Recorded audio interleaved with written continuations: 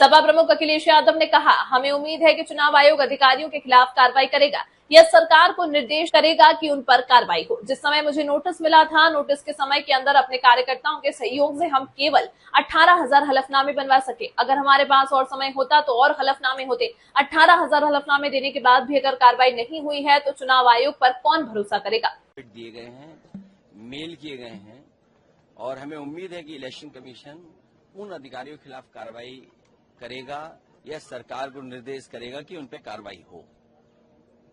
Election commission अभी कहता है कि टाइम फ्रेम के अंदर नहीं दिए जाते हैं जो भी आपत्तियां जिस समय मुझे नोटिस मिला था, नोटिस के समय के अंदर अपने वर्कर्स से सहयोग लेकर के एक्सरसाइज कर करके उतने कम समय में हम 18,000 ही एफिडेविट बनवा सके।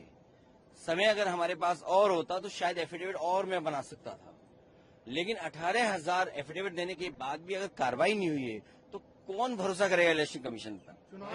और जो बाई इलेक्शन देखा हमने आपने, वो सामान्य चोरी नहीं थी, वो डकैती थी। आप कल्पना कर सकते हैं कि पुलिस वोट डालेगी, पुलिस प्राइवेट ड्रेस में जाकर के वोट डालेगी। कोई कल्पना कर सकता है इस बात को लेकर के। और किसी एक विधानसभा में जहां बड़े पैमाने पर हारे हों, वहां 77% वोट मिल जाए उनको।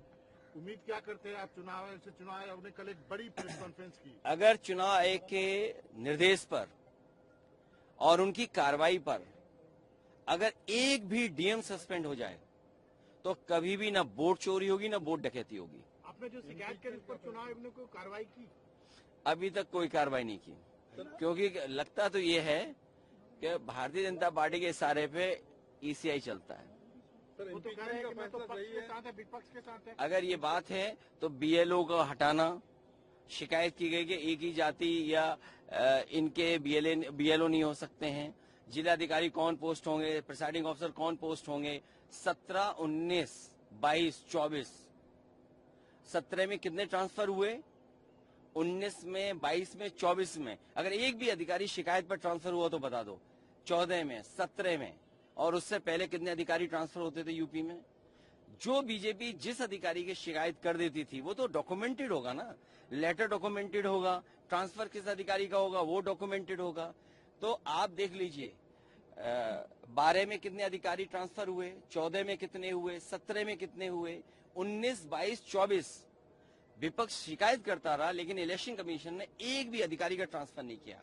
और 22 का जो अभी बाई इलेक्शन था वो तो ऐतिहासिक है। वो तो दुनिया को सीखना चाहिए कि डेमोक्रेसी कैसे चलती है। मैंने तो आपको भी निमंत्रण दिया था कि दिल्ली से पत्रकार आए और देखें यूपी में कितना निष्पक्ष चुनाव होता है। आप लोग आए नहीं, आप देख ही नहीं पाए निष्पक्ष चुनाव। मैं क्या कर सकता हूं उसके लिए। अगर आप आए होते